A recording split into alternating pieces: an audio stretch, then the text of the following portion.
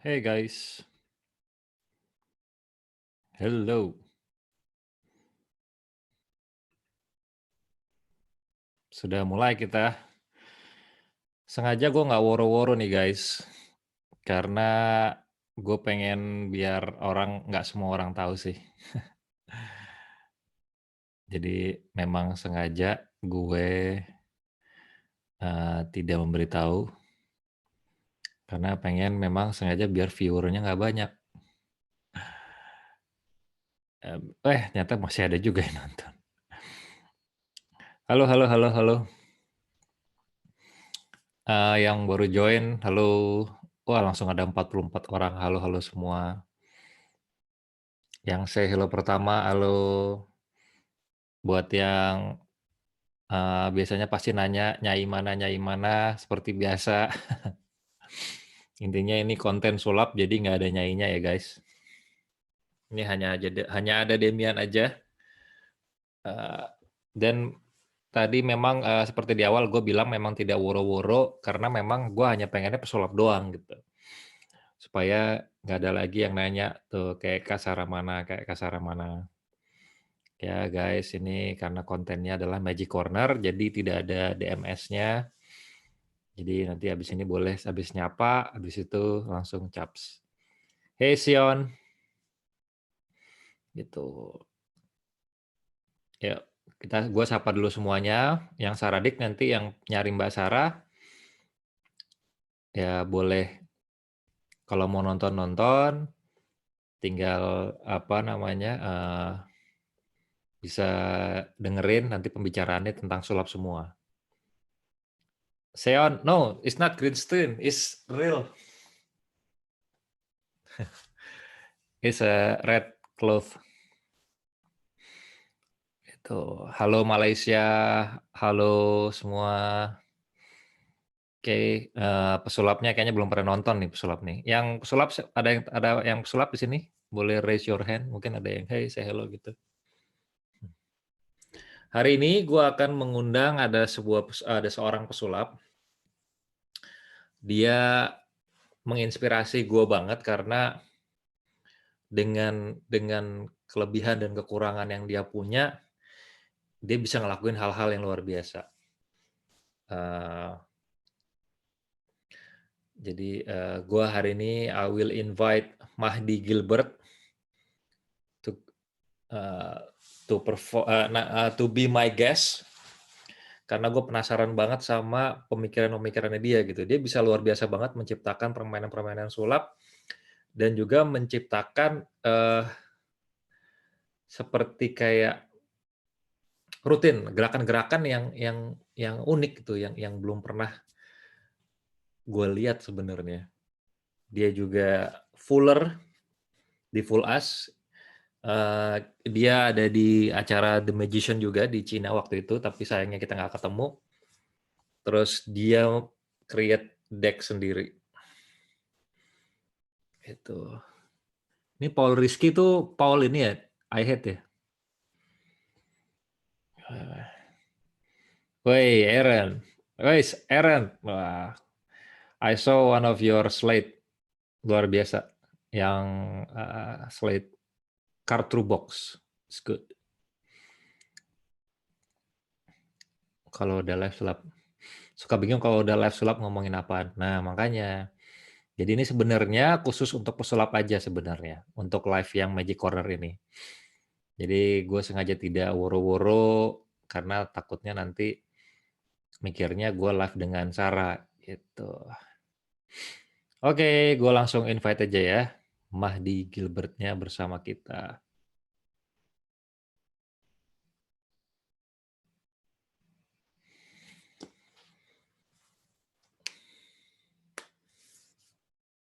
Hey bro, we're live now. Hello. How are you? I'm good. Hey. So yeah, how's it going? It's going very good. It's going yeah, very and good. and about the situation, the corona, how's Magic Life? Uh, I don't really like the situation. I don't think most people like it, but Yeah. everyone's just trying to do their best. And it's given me an opportunity to play with magic that I've never really played with before. So that's Mm. kind of fun. Yeah. I know you from I don't know, maybe it's like 2 years ago, or maybe more. I saw you in one of the convention, and people start posting about you, and then I search things about you, and then you have like a lot of great works. You create amazing slate, and also Thank you you. have your own deck. Yes. And I saw that you are a fuller also. You are a fuller. Yeah. What year is it? Uh, I went on the show in 2016. 2016. You are fuller, and also you are in the China television, The Magicians. Yeah, they had a TV show called The Amazing Magicians in China, and I was there for a little bit, but we were able to turn it into the most popular show in China. So we had hundreds of millions of people watching magic every single week. Hmm. I think we're in the same event, the same TV shows, The Magician. Is it the one that airing in 2017? No, this one aired in, oh wait, was it 2017? I think Yeah. so. Yes. I forgot the city. I think I forgot the name of the the city. Nanjing. Nanjing. Yes, Nanjing. Yes, Yes. Nanjing. And then the studio itself, it's like a castle, like a huge castle, right? Yes. Yeah, I think we're in the same TV show, but I didn't get a chance to meet you in person. No, but we're meeting now, so that's good. Yes. I mean, I saw a lot of your videos, and then how you create a slate. It's still amazing because it's simple, but it yet a killer slate. May I know? Thank you. Okay, first thing first. I have to know what brings you to magic. I mean, why you choose magic? I always was interested in magic. Magic is doing the impossible, and that was something that always attracted me. People who could do things that were amazing, and when you're growing up, it's never anything that you think that you can do yourself. And so I was just first a fan of magic, wanting to watch it because when I watched magicians, they were doing the impossible, and it made me feel like I could do anything just from Hmm. watching it. And after watching it, I want to learn how to do it so that I could, share that experience with other people. So the first magic that interested you, what is it? Card? No, well, actually, yeah, I loved cards from the beginning, but I never thought I could do cards. So I would watch David Blaine and David Copperfield, and I wanted to be like these guys, but I could never do it. So it was very sad for me because I figured, oh, I don't have any hands. I can't do any of this magic. And then one day I discovered the magic of Darren Brown. And Hmm. I just sat there watching it, watching it, watching it. He was doing mind reading things with hypnosis and memory. And I Hmm. thought, okay, well, I don't have any hands, but I have a brain and I have a mouth. So maybe I can do something with it and create magic for people that way. Hmm. But then lately, all you have is like you have like mostly card routine. Yeah. why So I why was, change from like mentalism and then card tricks? so I very much enjoyed doing the mentalism. Hmm. But for me, it was a limitation. Everything that I was doing for people was in their imagination and in their mind. And all the Hmm. people who I looked up to, they also did magic that was real. It was magic that you could see, and it was Hmm. magic that you could touch. You could touch the cards, you could see the object. It was a physical thing. So I wanted to do that, and I had to figure out how to do that. When I was 17 years old, I decided that I would learn sleight of hand, and I made that decision I stayed up in my room all night with a deck of cards. I couldn't do anything. I couldn't cut. I couldn't shuffle. I couldn't even pick up a deck. It was too slippery. But I would just sit there and practice, and until I could eventually do some stuff, and then eventually creating my own techniques that I use in my magic. Yeah, so it's like many times I heard like magician in my country, they say that I cannot do palming, I cannot do any slate because my hand is too small. I was like, it's just one of the reason. I mean, you just like there's a lot of way you can create rather than just saying I cannot palming because my hand are too small, blah blah blah. And I was like, and then you showed up with your amazing thing, and then my favorite one is the oil and water. I Yeah. mean, it's still for me. It's one of the best from your creation. I don't know. I never saw other your other tricks, but the oil and water is still amaze me until today. Yeah, well, that was the first magic trick that I worked on that used sleight of hand. And Mm, so I've been doing that since the very beginning. And that's a very old routine. People have been doing it for decades. But one of the magicians who really inspired me was Rene Levon. He's a magician yeah. from Argentina with only one hand. Yes. And he would do the routine beautifully. And I always thought that, out of all the magic tricks that I've seen, that's what I want to do. So I figured out how to do it. And at the beginning, I did it with his personality and his style, because that's what you do when you don't know any different. You just Yeah. sort of copy the people you look Copy. up to. Yes. But throughout the years, it eventually, I have my own way of doing it with my own story and presentation, and which you see on Penn and Teller and some Yes. other TV shows.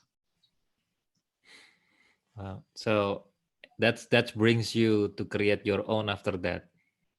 Yeah, and then well, I from that it was very slow, just figuring out the techniques and then trying to make them work for me, trying to figure out every little thing. Maybe it works, maybe it doesn't work, but let's try it. And then, you get feedback from people. When I palm a card, maybe they see the card, maybe they don't. I find out pretty soon. Yeah, but the way you customize it, it's a beautiful. And then well, for me, for myself, when I was watching your videos, although I'm a magician, but I'm enjoying it. Like I'm in the process, and then I forgot things about how it works, how you do like the slate. I just like wow, and then I don't know. I saw the reaction also. I forgot the name, but you are performing in like some kind of stage. It's kind of dark, and also it's in your Instagram. I forgot that you have your own Oh, performance. yeah. So I posted some videos of some shows that I have done. So that's probably what you saw. Yeah, I think this one. Wait, this one.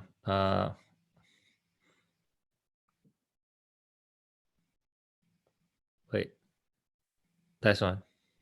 Oh yeah, yeah. So that was a show we did in New York, Ah, I mean, and like, so that's a whole set that I put up. It's on YouTube and on my Instagram. But I just wanted people to see what it was like, when I'm sitting down and I'm doing magic for, mm, 40 minutes, an hour, so they can see sort of that style, the interaction with the people. It's one of the mm, sad things about when you are working on TV. Everything is so tense, and yes, you are interacting with the host and somebody else, but you're so focused on keeping everything to a certain time. So I wanted to put some stuff where it's me just performing in real life, so you can see, a more relaxed environment where we don't need to do a certain time limit and all that stuff. yeah, and then you can do like all the jokes, and you enjoy interact with them without like, hey, the pace. You have to keep it up the pace. Yeah, it's performing for people and performing for a camera is very different. When Yes. people are with you, they want to spend time with you. They want to hear what you have to say. When you are doing something for a camera, it's a totally different world. Everything needs to be focused on keeping people's attention and moving forward in that little story that they're seeing. And then you've been to around like almost around the world, I think. Like you've been in London doing it for TV shows, and is it a Japan or I don't know. No, I went to I haven't been to Japan yet, but I was in South Korea. I was on TV in South Korea. Oh, so that means this one is in South Korea. Wait, try to connect this. This one. Yeah, that's South Korean TV. And so it was a mixture of magic and motivational speaking that I did on that show. Like inspirational speaking to the audience, telling them my story. And then this is you only like before I only saw like only some part of it when you do the ambitious card. Yeah, I mean, so it's simple, the reaction is so good. Yeah, well, it's one of the hardest parts when you're performing and people don't understand what you're saying. You have to keep the magic very simple. See, I mean, maybe for us it's like, okay, we kind of know, but I didn't expect that. I just thought that you're going to do something and then and then it's ambitious card. So one of the my reactions like priceless. So yeah. Well, one of the guys who I look up to very strongly is David Blaine. I'm a huge fan of David Blaine. I think your sound is small. Something wrong with your audio, is it? Can you hear me? Just small. I can try to switch it. You want me to? I don't know. Maybe while you ask a question, I'll switch it. I don't know what happened because your sound suddenly became like so small. Hold on, just talk, ask me a question. I can hear you. I will check on the audio. Okay. Oke guys, jadi kayaknya ada bermasalah dengan audionya. Bener nggak sih? Coba deh. Coba kalian tes deh. Audionya bermasalah nggak? Kecil atau cuman gue doang? Di live normal. Wah, audio gue bermasalah dong.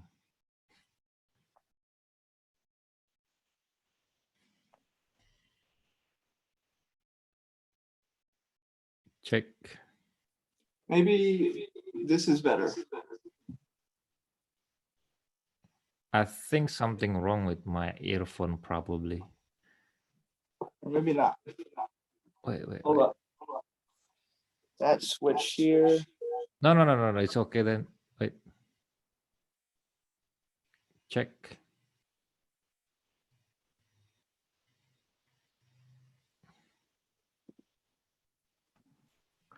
Is this better? Oh, wait. Something wrong with my AirPod. Wait. Why it's all why? Sometimes. Okay. Hello? Hello? Can you hear me? Yes, I can hear you. Something wrong with my AirPod, I think. Suddenly, your sound is very small. Okay, so yeah, in South Korea before the videos is in South Korea, and then you also perform in London. London, is it? As a guest star? Yeah, I performed in London. I performed in quite a few places. Oh. So it means that you almost like traveling around the world. Yeah. Okay, next time Indonesia. Yeah, I would love to. Okay, next time hopefully after all this thing over, you go to Indonesia then. Yeah, we can definitely plan it. I think it would be great. Okay. I just change that. Yeah. Maybe that will be No, better. yeah, now it's better. Now it's better. Okay. So it's because my AirPod. I don't know, something wrong. Okay. So, and then from the first time you start, or you decide you learn magic. So how long is it from the first time, like you hold deck of cards, and then like until today? So I've been doing sleight of hand for about 13 years right now, Oh wow. which seems like a long time.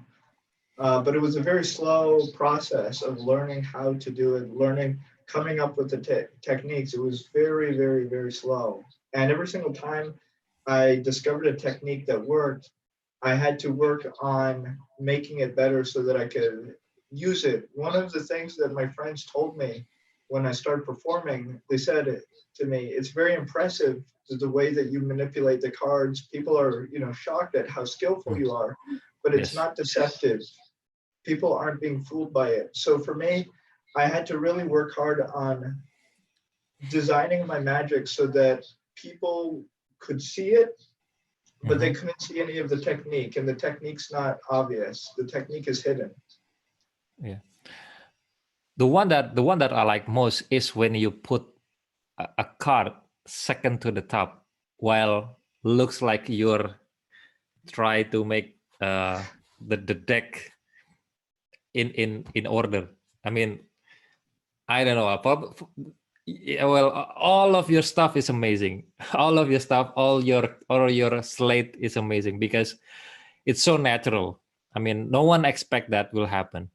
Well, it's one of the things that I believe that even though you don't know, I don't have any hands. So when I handle cards, you don't know how I'm supposed to move stuff, but that doesn't mean Yes. that I can just do anything. For me, I try to design it so that when you're watching it, it just makes sense to you. Oh, that's how Maddie does stuff. And it looks very smooth. It looks like there's economy of motion.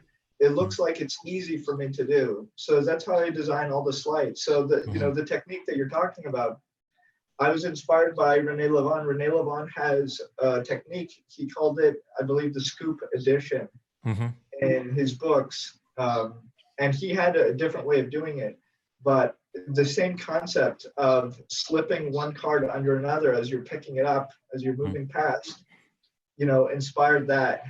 And for me, it was just about, making it as smooth and as easy as possible so that when I do it on the table, no one's feeling like it's hard for me to pick up a card. I'm just showing you the card. I'm moving with the deck, and it's already done. And then in the show, in one of your show, you said that, remember, I don't have hands, and then it's like giving them, yeah. So it's impossible for Mahdi to do anything. Yeah, I want them to feel that the magic is real. There's times where they see me do more techniques. Maybe I'm doing some fancy cut or I'm doing something. But for me, magic, I try to separate the magic from the technique.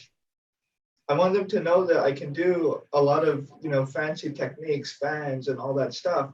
But I want them, when I'm doing the magic, I want them to see it very clearly and then see the result and for it Mm. to feel magical, not that, I found some sneaky way to do something. Yeah. So now I'm going to read the comments because some of them are saying that they want to say hi to Mahdi. Yeah. Uh, and I want to ask Mahdi, please. Okay, his name is Fahmi. Okay, Fahmi, you can ask whatever you want to ask. A simple question, he said. Okay, what kind of simple question? We'll be waiting. Uh, and then, uh, yeah, they say like, whoa, Mahdi Gilbert, awesome. Okay, for those of you who want to ask Mahdi, please ask.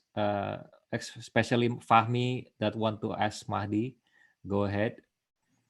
And then some of them magician here they are your fans. They admire you. They know you, but they didn't expect me interviewing you right now.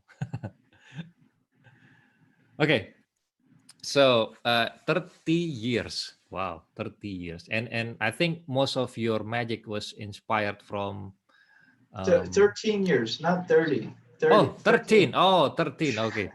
I messed up. Maybe because from I'm, the I'm, audio. I'm Sorry, not sorry. that old. 13 years. Okay, 13 years. 13. And then so that means you like most your influence are uh from who? Like is it I think at the beginning, I just had access to the magicians of our time. So I would watch who was popular. I would watch Chris Angel and David Blaine and David Copperfield and Darren Brown because those were the people on television. But as I got more into magic, you start to read the books and you learn about the history of magic and the Mhm. people who came before. So as I grew up in magic, I keep moving back in time. Ah. So and then what's again the name of the one-handed magician? I forgot. Rene Levant. Rene Levant. Yeah, Rene Levant. And he's also your influence in magic. Yeah, one of the guys who I look up to the most. I think, even if he had two hands or no hands, for me, Mhm. that was never anything I really cared about. I just loved how beautiful his magic was. Oh. So it means like the most important for you in magic is how to create the environment, how to interact with the people rather than just a trick. Yeah, well, I mean, at the end of the day, that's all that magic is. It doesn't really matter what you perform, it's how people feel about it. You can do an amazing trick and the audience is Yeah. not impressed. Or you could do something very simple, something almost stupid. And the Yeah. audience, if you're able to create the right environment, the right situation, the audience feels like it's the most impossible and magical thing ever. Yeah. Because magic itself is only a way to share experience. Yes. Yeah. So I think we are in the same page. Because I saw some of magicians like they love to show off rather than giving some experience, giving the true meanings of the magic itself. And then from Well, my there's, point of you view, know, there's there's different styles. Some people yeah. like to do more of a juggling approach, and they like to do more things that are very impressive. Mm, You have like the Dan and Dave style, yeah. where it's very flashy and color change and all those things. Mhm. And that's a style, but I think it needs to have a balance. All the great magicians that you see, they have a balance. They know how to take you through a series of emotions. Mhm. Yeah. Yeah, I agree. And then but maybe probably because I cannot do that, so I said I don't like it. Yeah. I just make up an excuse about the emotions because I Yeah, can't me do too. stuff. Because I cannot do what Dan and Dave do.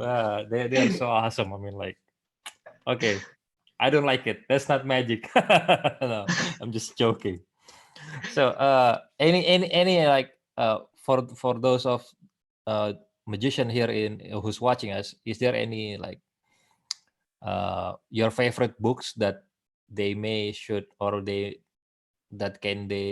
search for it because Yeah, so sometimes they don't know what magic book that they should learn first, and then maybe you have a suggestion because I always ask all of my magician friend who I got interview what is their first magic book and then what is their favorite magic books and then what is the non-magic favorite books.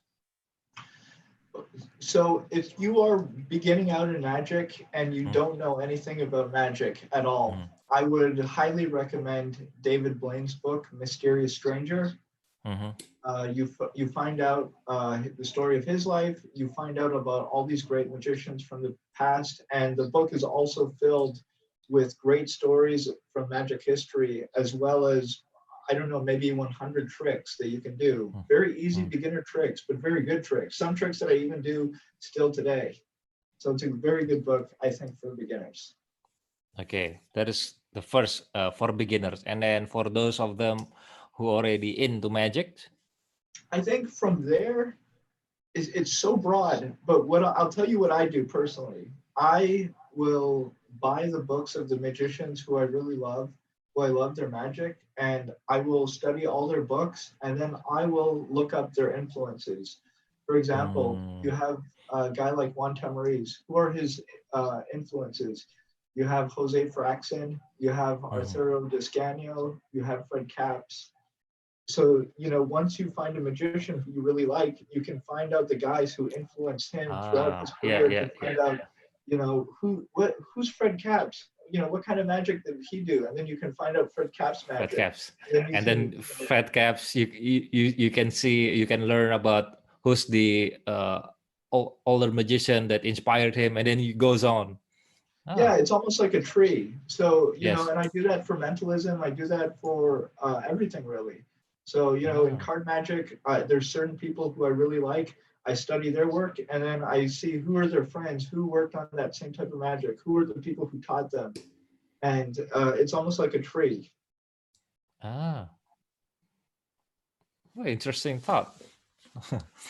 Because for me, sometimes I just like search for old books because old books have more like secret. I mean, it's still You know, original because now what? there's a problem. So there's so many books in magic. There's Mhm. tens of thousands of books in magic, Yeah, and most of them are very bad. A lot of the yeah, magic in the books are boring, they're bad, they're not interesting. So it's very hard unless you have unlimited time to read everything. And I read a mm, lot and I haven't read close to everything. You don't have enough time to read everything. So you have to take an approach that you think is going to be valuable to you. So there's a few websites like Conjuring Credits, Conjuring Archive, and Ask Alexander, which you can search things. And for example, you might type in a magician's name, Di Vernon, and you yeah. see every single book that has something from Di Vernon in it. And then you can, Mm, look that way. You have to do it intelligently, I think, because otherwise, you waste a lot of time reading stuff, but you also know a lot the more you read. So you're not wasting the time, but it does take a yes. lot of time. Yeah. At least it shorten your time if you know what you want. Exactly. Well, it's like learning anything else. If you wanted to learn about karate or something, you could go to the library and the bookstore and buy hundreds and hundreds of books about karate, or you could find a teacher who you think is, good, and then you could find out what books do you recommend, what other fighters karate masters do you think I should look Yeah. at? And they'll give you good information. Yeah, exactly. So this is a question from Hayabusa123. He asks, question for Mahdi. Sorry in advance. What was his motivation for doing magic with such a rich physical condition? Sorry before. Thank you. For me, it was just I want people. For me, magic made me feel like I could do anything. It was something that inspired me in my own life to go in different directions and do things that I didn't think that were possible for me. And so when I do magic, I really want to be giving that same feeling to other people as Hmm. well. And that's sort of how I approach it, and that's how I try to do it for people. Okay. And then this is another question for Mauza Perdana Lubis. How long did you see yourself still in magic? You mean how long am I going to do it, or? Yeah, I mean, maybe he's asking about like in the future, are you still doing magic? Like you see yourself in the future? Well, if I win the lottery, Yeah, yeah. I think it's gonna be like quite different. no, I'll still do it, but it depends on how you want to do it. So right now I'm young and I have the energy. I can go, I can travel, I can go, do all these things. But I think as I get older, in 20 years from now, 30 years from now, I'll be more tired. Maybe I'll have children, something like that, and I'll want to be home more. So then maybe at that point in my life, maybe I'll open up a little theater or something in my Yeah. town and just do And then shows there instead of traveling. do magic as your like only just like part of it, not your main job. Yeah, maybe we'll see. I mean, it's a long life process. We don't even know what's going to happen now. You know, right now we have a situation that nobody thought would ever happen. So Yeah. Anything could happen in the future. Like today, no one expect that this corona will happen. Like yeah, nobody. everyone, everything in the world has stopped. Boom.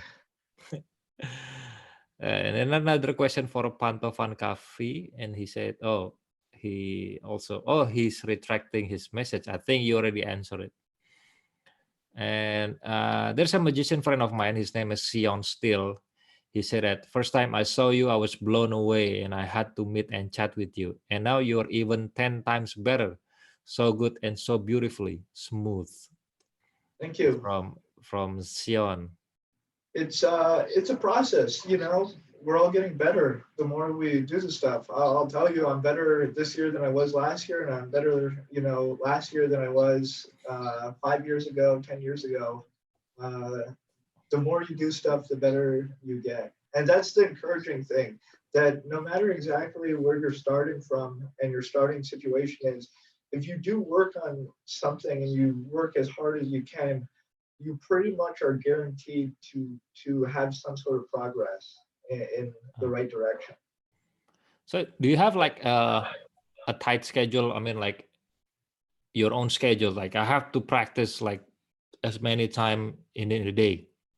For instance, Um, like 2 hours a day, or like at least a week you have to practice, or you have like your own schedule for that. I do, and I'll tell you why. Because I hate practicing. Uh, I'm not joking. There's certain people who love it and they love to do it. For me, it's a very boring thing. So I have to make it exciting for myself. So what I do is Oh. I practice my old magic first, and then as a reward, after I practice my old magic, I can practice new magic. Oh. you you give So your own it's self like a yourself reward. reward. Yeah, I give Ah, myself a little reward, like, oh, I get to work on this new thing. But first, I have to ah. do the important stuff. Oh, nice, nice. Maybe I could copy it your style, maybe, because Yeah. sometimes yes, Well, sometimes it does a little bit boring because the thing that you already done like for years and then you have to practice it again. Sometimes it's a little bit I boring, you hate know. it. I really do hate it because for me it's so boring because I like performing in front of people. So when I know the trick, I'm like, oh, why do I need to practice this? But then, you know, you need it to also be as good as possible for when you are doing it for real life. That's why you do have to practice. So you have to play little games with yourself to trick yourself into practicing. So there you go. I hope you can apply it to yourself. Okay, for those of you who's watching this, I hope you can apply it to yourself, and give it a little bit games to make it more interesting. So you have to practice your old stuff first, and then after that you can learn new tricks. And you know, practicing isn't meant to be easy or fun. You know, when I practice, you know, I have my big mirror here, and I'll Uh-huh. take my mirror, I'll put it in front of my table, and I'll turn off my phone, I'll close the door to my room, and I'll, you know, I'll make everything quiet, and I'll just sit there and I will practice and I'll really focus. And at the end, I'm very tired, like mentally I'm tired. But it's good because you really have to think about what you're doing. Uh, Mm. and that's how you know it by heart. Oh, okay. I will take a note of that because yeah, it does. Well, it's like me. I'm doing an illusion sometimes because I already know the flow and then I already know the choreography and everything. Sometimes I'm just like, we don't have to do practice. Sometimes because like what you said, it's kind of like a little bit boring. It is. You know, one thing that I think will help everyone, if you have a partner who helps you Mm, practice, if you have a mhm. partner who's watching you, And if you record it and you just watch it, and they'll tell you, what is this? You know, and there's a problem. You know, what is this? We have to fix this. We need that pressure when we're working on stuff to be able to take it seriously, because otherwise we get bored of just doing it and we just say, oh, it's good enough. But really, it's, you know, it could be better. Okay, it's a good note. And it's a question from Michael Ivan. Why you choose close-up instead of other element in Magic? Probably because it's the least expensive. I would love to do bigger illusions. I Yeah. love illusions. I love what David Copperfield does. And when I do have the opportunity to do a bigger show, I want to do bigger things in it. I want to do illusion with, you Yeah. know, big boxes. I want to do stuff like that because for me it's a very interesting challenge. How do I make it interesting? How do I do it in my style? Mhm. Uh, and I love those illusions, but you know, I want to do it in my own way. But you know, it's also a lot of money. You have to invest in a lot. You have to, Yeah. you know, Been there, done that.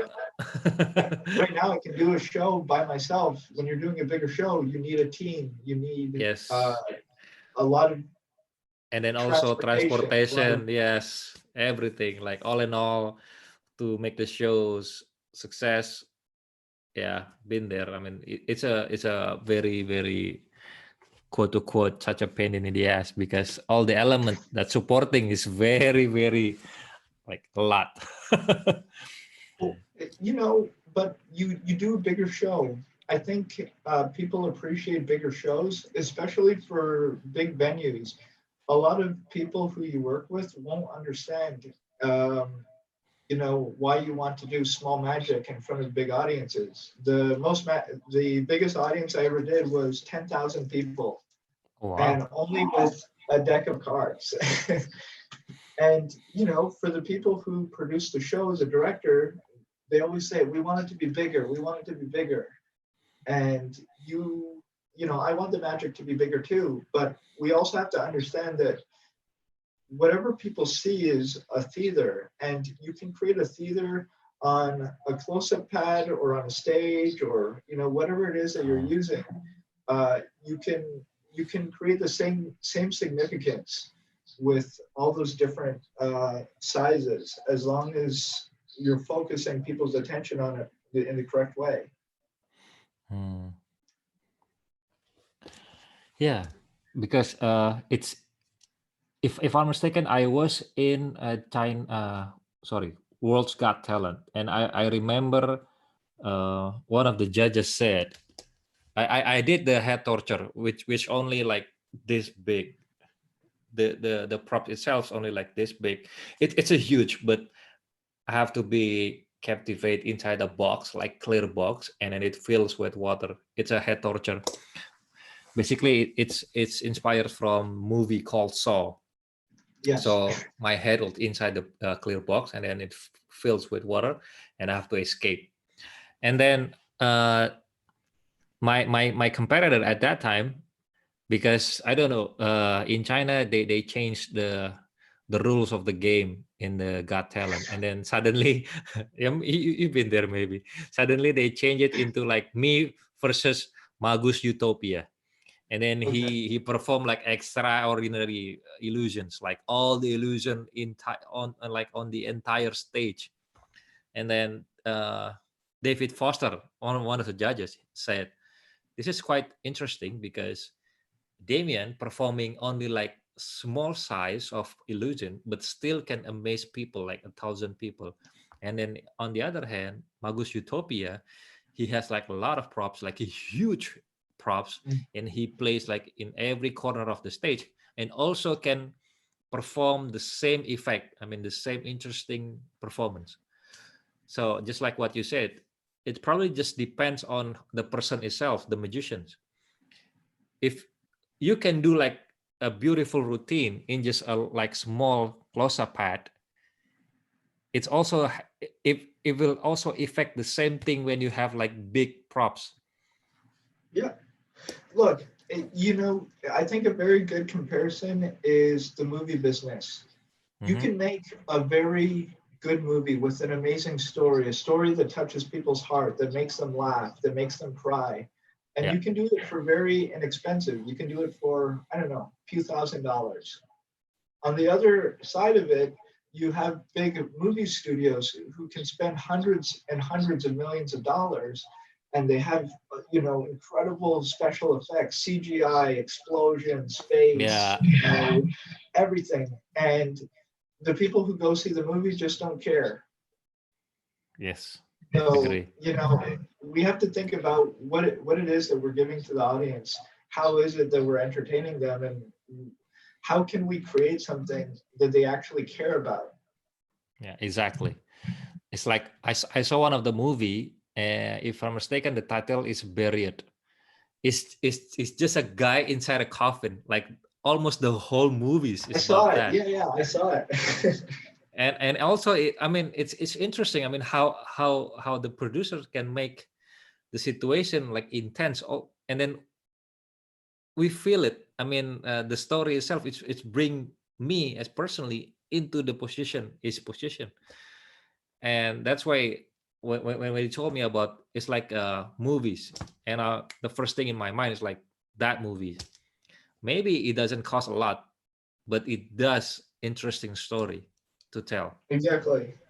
And I think that's what people are learning about magic. I think, even in terms of doing illusions, I Mhm. think we both know a lot of people who do illusions, and they're taking up the whole stage. Maybe they have fire, explosions on stage, girls dancing, all this stuff. Mm. But for the people watching it, they're very bored, and they're just, okay. Oh, the girl's going into the box. Okay. Yeah. And then something happened. She disappeared. Okay. We don't really care. No matter what you're doing, for me, it doesn't really matter the size. The most important thing is, how do you make it relate to people? How do you make them care? Yes. It's like you have to have the meaning in your performance, although Yeah, it's like huge or small, but you have to have a meaning, because that what's matter. That's what people will remember. Mm. I agree. Okay, okay, and then we go to another question. Sean still said, "Can you mention my previous message?" What, your previous message? I think I already say it to Mahdi about the first time he saw you, right? Uh, yeah, I think I already told it to you. Oh, probably this. He said, "Hey Mahdi, we haven't talked in a while, but like Demian said, when mainly beginner magicians say my hand are too small or too big, I tell them, oh really? Go watch Mahdi and see if you say it again." You know, I think a lot of people want to have an excuse for why they can't do something. And Yeah, yeah, it could be I the think size so. of their hands. It could be, oh, I don't have enough time in the day. I'm too busy. I don't have enough money. At the end of the day, we all have different advantages and disadvantages. You know, Exactly. uh, Somebody could say, oh, this isn't popular in my country. This isn't, popular in my culture. There's no other magician who's doing this stuff in my language. How do I make it happen? How do I do this? But we have to figure out how to do what we want. We only have one life, and we Mhm. have to figure out how we do what we can do, the things that we want to do. We have to figure it out, because nobody else is going to do it for us. So if we don't figure it out, and if we don't do it, it's just not going to happen. Just like what I used to say to my magician friends, the younger magician. I told them that if you really like something, you will find 1,000 way to do it. If you don't really like it, you will find 1,000 way of excuse. Yeah, It is because true. it's just and it's just an excuse. Because for me, uh, before, my family is not I'm not came from a rich family, but then I really want to do illusions, and my parents don't want to give me any money at all, but I have to sell my TV, my back then wasn't like plasma TV. It's like a TV, so I have to sell it to buy stuff for things that I can do on stage, and then I didn't have money to build some illusion. I only can do like buy some blueprints, and then me and my friends build it from scratch on our own. But then again, for me back then, it's not an issue. I mean, if you really want it, you will find a way to do it. Yeah, and at the end of the day, I think that's all life is.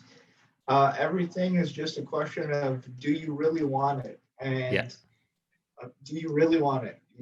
That question just keeps getting asked to you over and over again, and that's the yeah, only question that you have to answer. Do you really want it? yeah. Okay, okay, guys, who's watching this, ask yourself, do you really want it? Or if not, you will find excuse. And then say, here's like Hayabusa, the one that asked you a question. He said, wow, a very extraordinary person who can provide motivation for me and everyone who see this. Stay safe, keep the spirit alive. And then from the guy also who gave the question before, I really love the answer. Thank you, Mahdi, and thank you, Demian. A very honest personality. Wow, they love you Yep. already.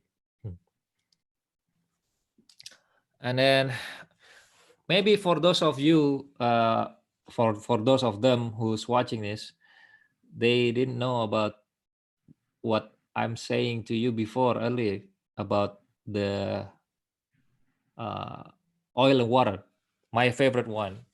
Yeah. Why don't Since I show you guys yeah, since you magic? already have the camera there. Yeah. Well, let's do something. You know how to switch this so that they can see the table? Yeah, wait, make the spotlight. Yes. So here's what we'll do.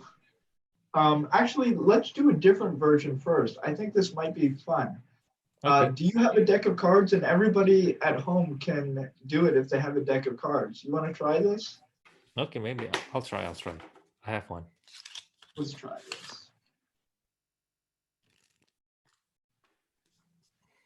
We can make this work. All right, so what everybody's going to do is go through your deck and take out some black cards and take out some red cards. You need 5 red cards and 5 black cards. They can be any Okay. cards, just 5 red and 5 black. Okay, wait. 5 red, 5 blacks. Okay, I have 5. 5 red and 5 black. Okay. So 1, 2, 3, 4, 5 black, 1, 2, 3, 4, and 5 red. Put the reds on one side and the blacks on the other side. Okay. Now you're going to take one of the black cards and you're going to put it down in the middle. Yes. Now put a red card on top, and then a black and a red and a black and a red and a black and a red and a black and a red. Yeah. So the cards are now mixed: black, red, black, red, black, red. Exactly. You're going to cut wherever you want and complete the cut. Done. Now spread the cards a little bit, grab the top 2 cards together and turn them over. Square, cut, and complete the cut. Now spread again, grab the top 2 cards together, turn them over, and put them back on top. Yeah. Cut, and complete the cut. And once again, cut and complete the cut. Now, one more time. Take the top 2 cards, grab them together, turn them over. Oh, I only have one. It does. No, grab the top 2 together. Okay, just probably like this. Top 2. Cut and complete the cut. Okay. Cut. Wait, and complete the cut. Okay. I have no idea what you're doing because I can't see. but this should work. Now finally, choose in your mind red or black.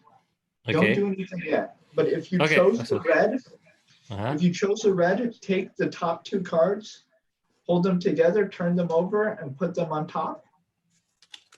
Mm-hmm. Only if you chose the reds. However, if you chose the blacks, Mm-hmm. spread the top four cards, grab the top four cards together, and turn them over and put them back on top. Okay. Once that's done, we'll do one final cut and we will complete the cut. Yeah. Now we have cards face up, we have cards face down, mixed every single direction, every which way. Without turning the cards over, take one from the top and put it to the left. Take one from the top, put it to the right, left and right and left and right and left and right and left and right. You have two piles. Yeah. In a moment, you're going to pick up one of the piles, right now, Mm-hmm. turn it over and put it on the other pile and square. Okay. Now, everybody at home, what was the color that you thought of? What was the color that you thought of? Red. Red, I thought of black. Let me try it with me first. If I think of all the black, every single one of the blacks should now turn face up. Mm-hmm. And every single one of the reds should turn face down. I don't do anything. Let's see if it worked. We have black and black and black and black and black face up. We have 5 cards face down, a red, a red, a red, a red, and a red. Wow. And let's see how you did. And this should work for everybody at home. Everybody at home, spread over your deck. Yeah, it's all red facing up. Okay, and what do you have facing down? Red and red and red, and facing down you have black and black and black and black.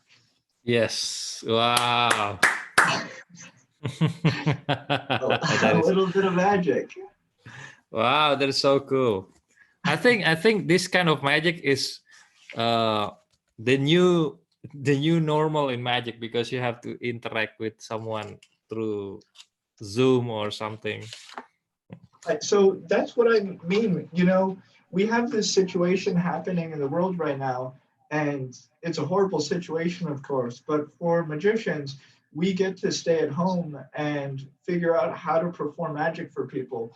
One of the strongest things in magic is when you do magic for people and it happens in their hands. Unfortunately, now, because of the situation, we can't do things in people's hands anymore because we can't be with people.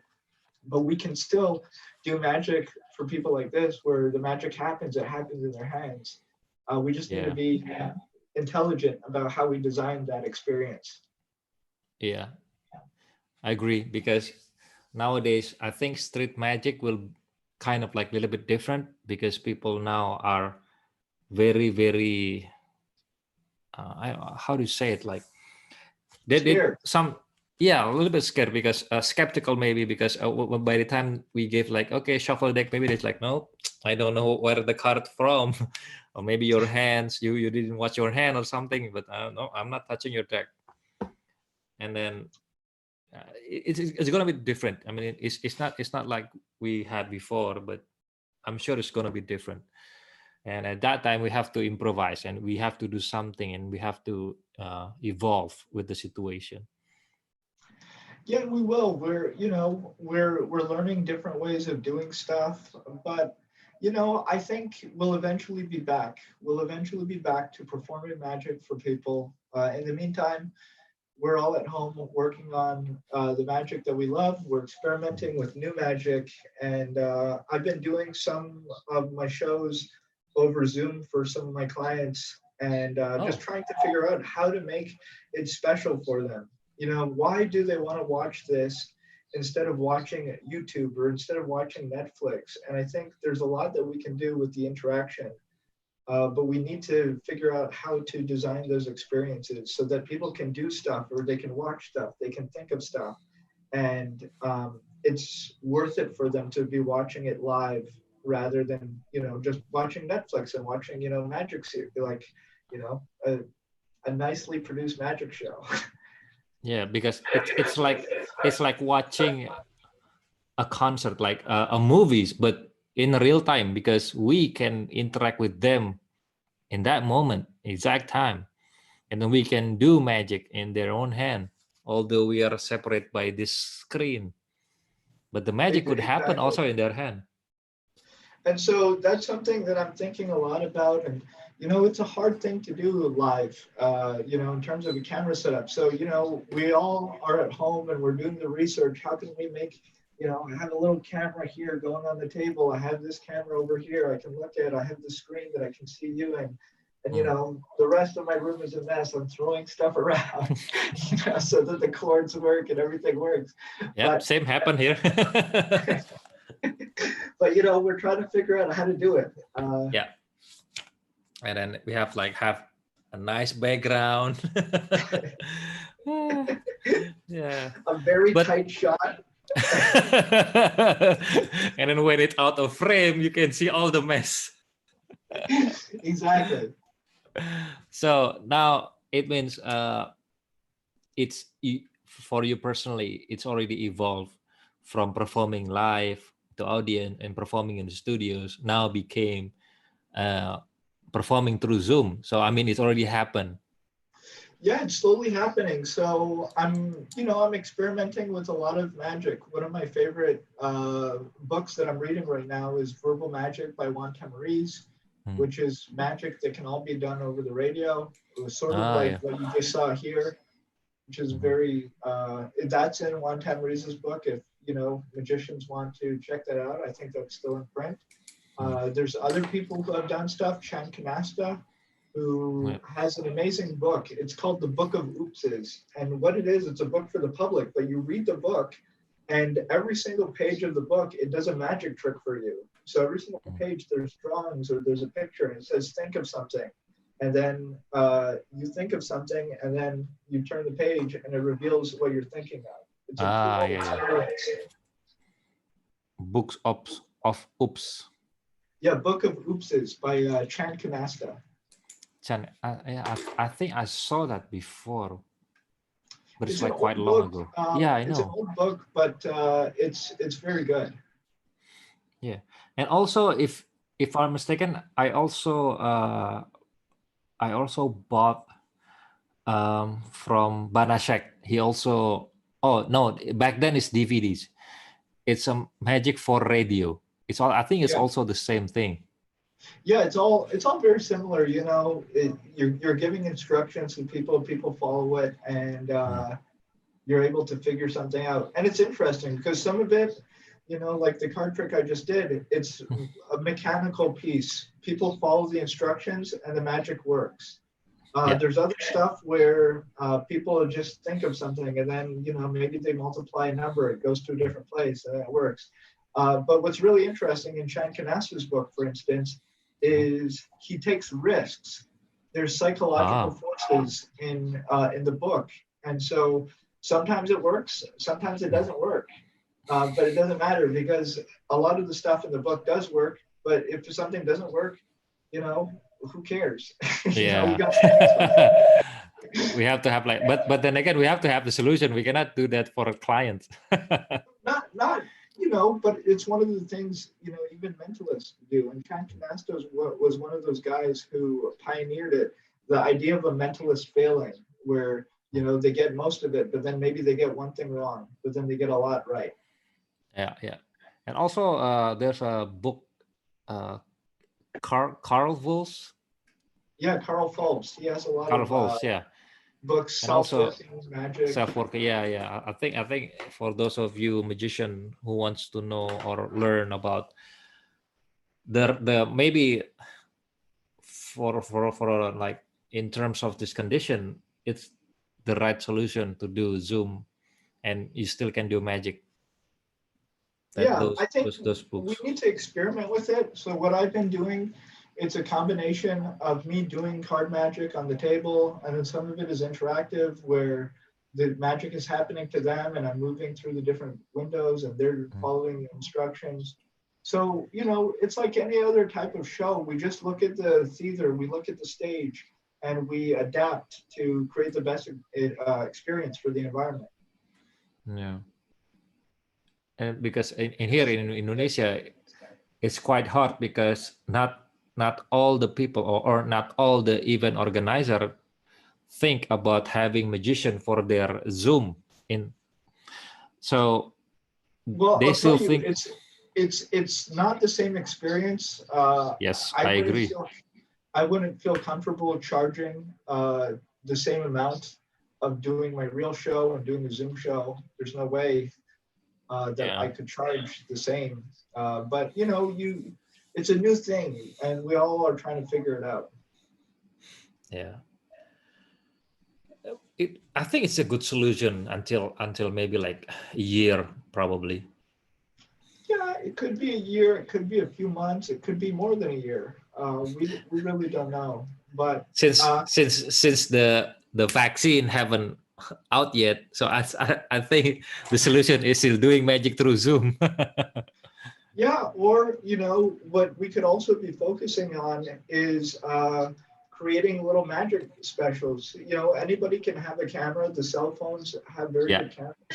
You could you could perform very good magic, maybe to your family members, to your other thing. You could create your own Mhm. little home theater and do your shows and Mhm. produce it in high quality. It doesn't need to be live. I think Yeah. there's certain downsides to it being live. For me, I don't like the overall experience. For me, the resolution isn't good enough. The sound isn't good enough. It's the experience isn't as good as it can be. Maybe in 10 years it'll be perfect. It'll be 4K streaming. But right now it's not great. you know? Maybe in the more 10 years you can interact by like choose this card and then they can touch and then something happen. I don't know. Maybe maybe in the future because Yeah, we it don't could know. be even, Yeah. maybe they even have in the future like a VR thing where they put on a helmet and they put on a glove and you have a Yeah. little robot hand in your room that's just going and taking cards and Yeah. Well, makes sense though. Makes sense. Like they having the experiment experience like their own self is like attending in the same room with us. I saw some of the like an author or like a library in the States. So if you wear the goggle and then you will feel the experience of walking into the library and choosing a book and then you read the book. I mean, it still makes sense. I mean, maybe one day that's the future magic. Maybe maybe. we don't know. I think that's a part of it. We're going to have different experiences with Yes, different yes, technology. Uh, and it's, it's an avenue to look at.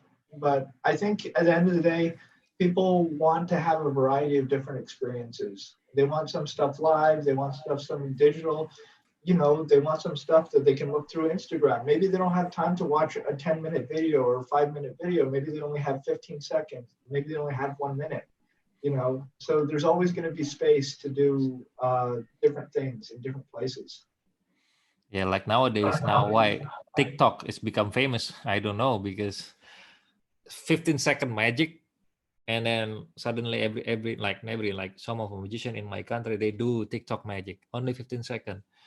Yeah, probably I'm. Uh, I think it's possible. I think it's possible. You're not going to have, you're obviously going to be missing a lot of things, but you could have somebody, you could create very good 15-second videos, and then they go to your YouTube channel and you have, a great 5-minute video or a great 10-minute video where they're Yeah, seeing you do, a real routine or something like that. Because obviously in 15 seconds or one yeah, minute, you're not going to do much. You yeah, can do a color change. yeah.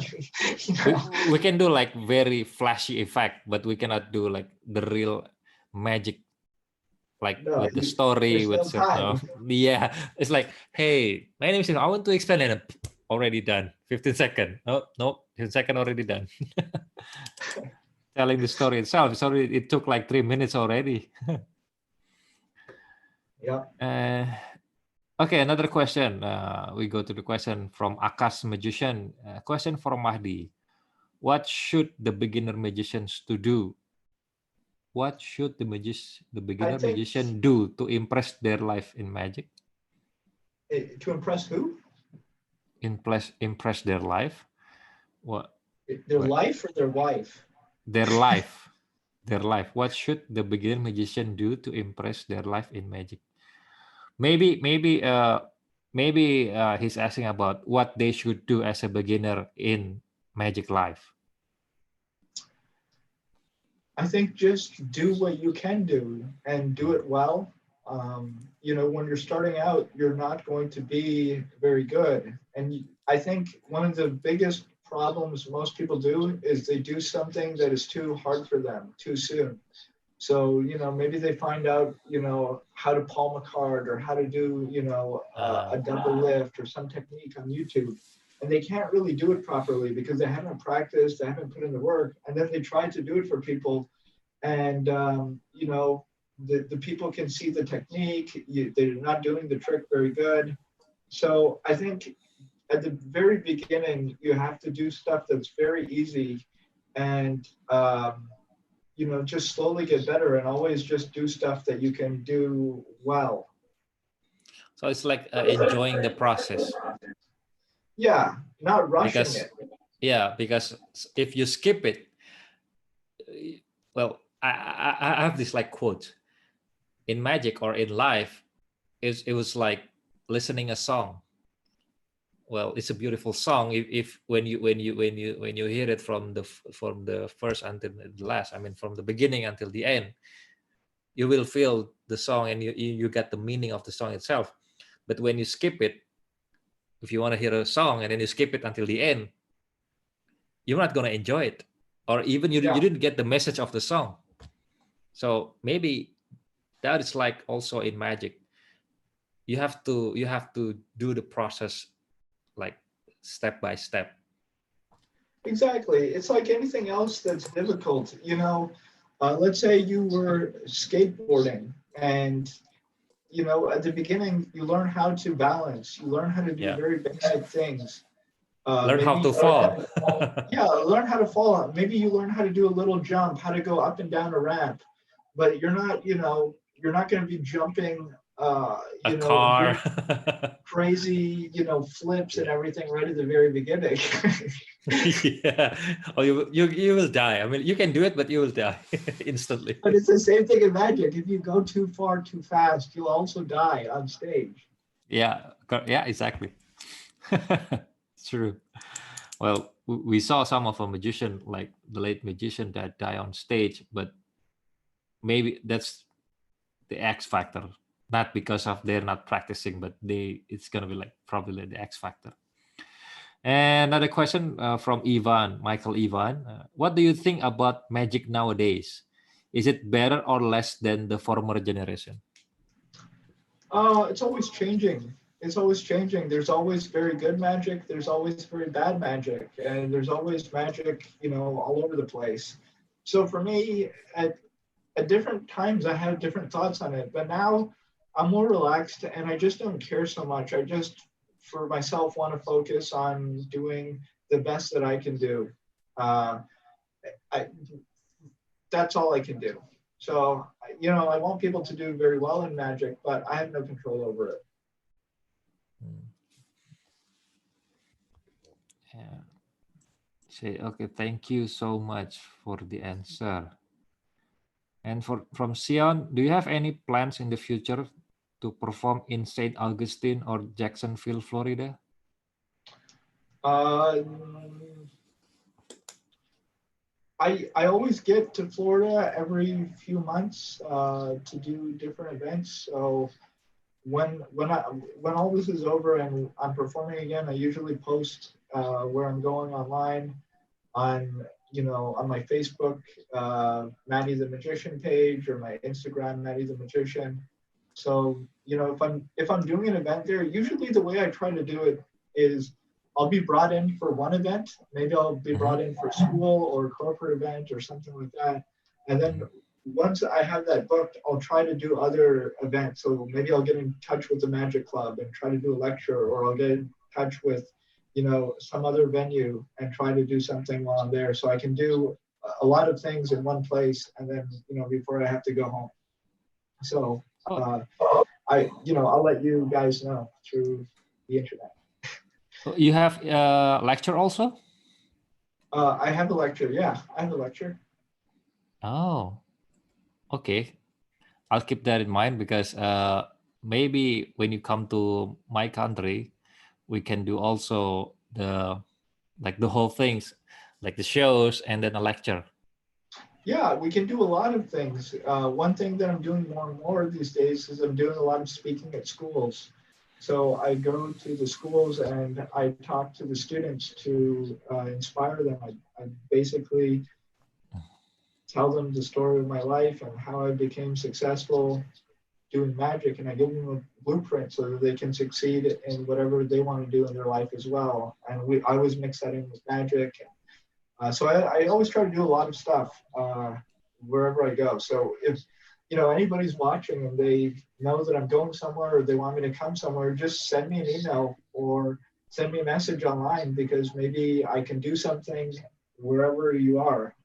You just let me know and we'll figure out if we can create an experience for people. Oh, okay. So Indonesia will be your first stop after this all over. Yeah, let's book the ticket. Let's go. Yeah. Okay. I mean, I already put you in the list, so all I have to do is just making it real. So for those of you, Mahdi said that he have his Facebook. For Yeah. those of you who want to message you, you can go to his Facebook. His Facebook is here, Mahdi Gilbert. And is this the right Facebook, right? Yeah, that's my face. Go to Maddie the Magician. Maddie the Magician. Oh, not this one? No. Oh, okay, sorry. Mahdi, this one. Yeah. So if you go to, I have to follow you. I haven't followed you. So this is Mahdi Facebook. If you want to send a question, please do. And then maybe if he have time, he can reply you, I think. And then the other one is like your Instagram. Your Instagram is Maddie the Magician. Mahdi the Magician. Wait, I think I will share it from my phone.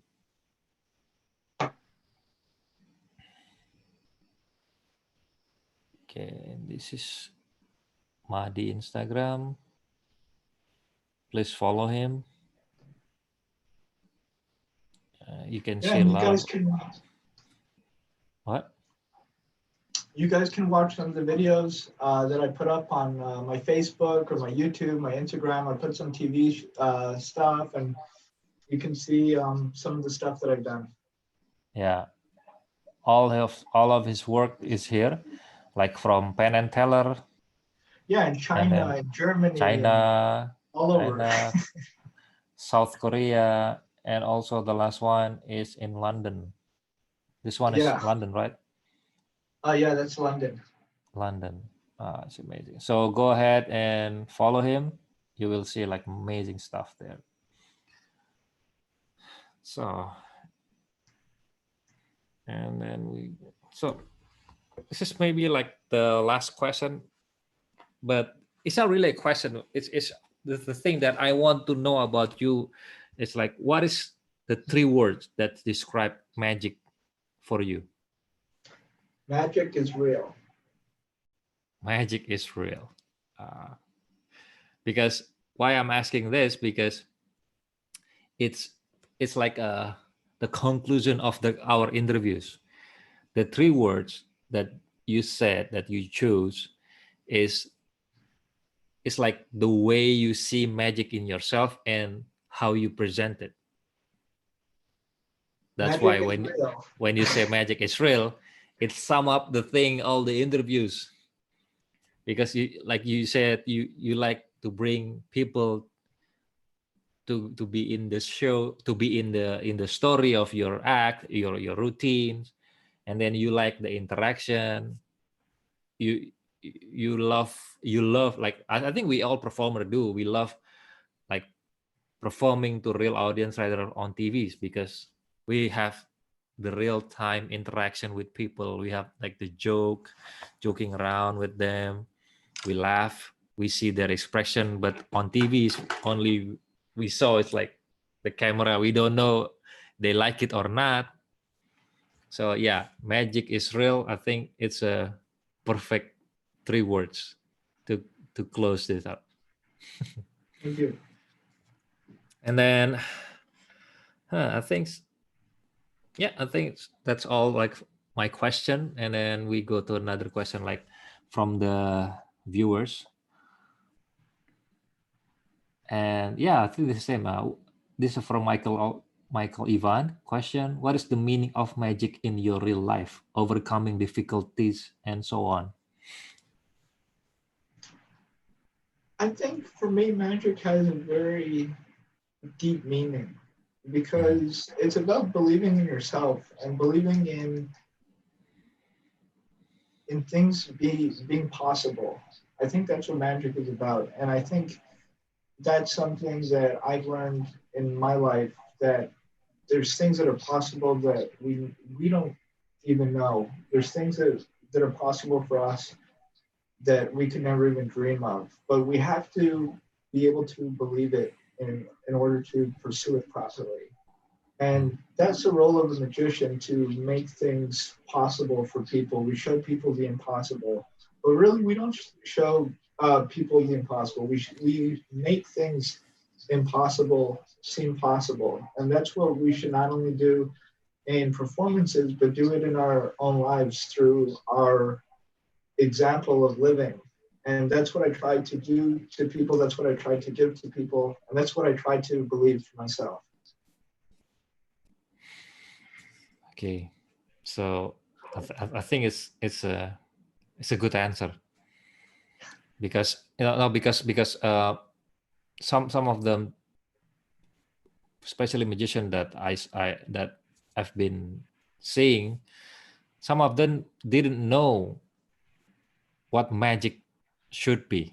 Sometimes they just think that magic is only showing tricks, it's only how to make people amazed, but they don't realize that magic have a powerful meaning if we really package it with a story, or like a meaning, like a deep meaning. Especially the one that I perform in the China, World's Got Talent. So in 2017, there's illusions. It's called the Death Drop. I performed that illusions first in America's Got Talent, and then it failed because malfunction of the props. And then I tried to redo it in the same year, 2007, November to be exact, November 29th, and accident happened. One of my team having a accident and then almost died. Well, actually, he died for 4 minutes, and then the doctor bring him back. And then in 2019, I got invited in World's Got Talent, and the team and the producer, they want me to perform that illusion, the death drop. It it became very personal. The illusion itself became personal, and then I tell the story that this illusion almost killed one of my crew, and then I telling the story that it didn't stop me of doing it, and tell them all about the history and then why I'm doing this again. And at the end, I show them, I bring my crew that at that moment in 2007 that almost died. And for them, the illusion now have meanings rather than just showing, hey, this I'm good. But the meaning is that never stop. Like in life, sometimes you have failure, sometimes you have like more than once, you failed more than once. But and then it's your choice. You want to stop or you want to go on with your life. Exactly. And then I'm happy that that story now, I mean, that illusion now have meanings. And then all the people in China who's watching my act will say that, oh, it's amazing story. And I told them it's not the story that I create, but it happens. Maybe it's a God who's written that story, but not me. But then again, now it has a deep meaning to me and also my friends. So yeah, I think I got the message of what you said about magic is real. Yeah, it's. I mean, thank you for sharing that story. It's unbelievable. So thank you so much, Mahdi, and thank you for your time. What time is right now in your country? Uh, it's the afternoon. I think 2:35 p.m. Now it's like 1:24 a.m. in the morning Oh wow, in my we're country. on the opposite side of the world. Yeah, but I think I'm in the future because you are in Monday or Tuesday. Monday, Monday. Now I'm Tuesday, so I'm from the Wow. future. I will tell you a story what's gonna happen next, yeah, in your country. Yes, send if you have time, send back the lottery numbers. Okay, thank you so much, Madison. Thank you for your time and your amazing story. Thank And you. I hope this interview uh, inspired magician nowadays, and especially the younger magician who want to go deeper in magic. And maybe it's like what Sion said also, and then I said the first time when the interview is that you will find an excuse. Like all some magician will find excuse. It's like my hand was too small, or I cannot do riffle or everything. Myself, I always look up at you when it's like when I was like I cannot do this. I'm like, oh, he can do it. Why I cannot? So it forced Yeah. me to help more, getting better and getting better. Well, Because thank you. Thank you you for letting inspired me know me. that. You inspired me. Thank you. Because, it's one thing that we always have to realize that the things that we do in life do have a meaning, and the meaning does go beyond us. So we always need to be aware of that as we are going on through life. Because the things that I do for myself don't only affect me, they affect you. Maybe they Yeah, affect other people, and the same thing, the things that you do yeah, affect not only yourself, but other people. yeah. And it's such an honor having you in this interview. Thank you so much, and hope we can always keep in touch. Okay, I hope so too. It was great talking to you and meeting you digitally. digitally. I hope, like maybe, hopefully after this over, I can meet you in person, and I will send you into Jakarta. It's my promise because I Let's really do really it. I want you want to to be in come. the show. Yeah. I want to Okay. come. We should do like you in the show, and then you should do a lecture. It's a deal It would already. be amazing. It would be amazing. Okay. Thank you so much, Madi, and hope to see you in the future. Thank you. Thank you, everybody, for watching. Okay. Bye bye. Bye.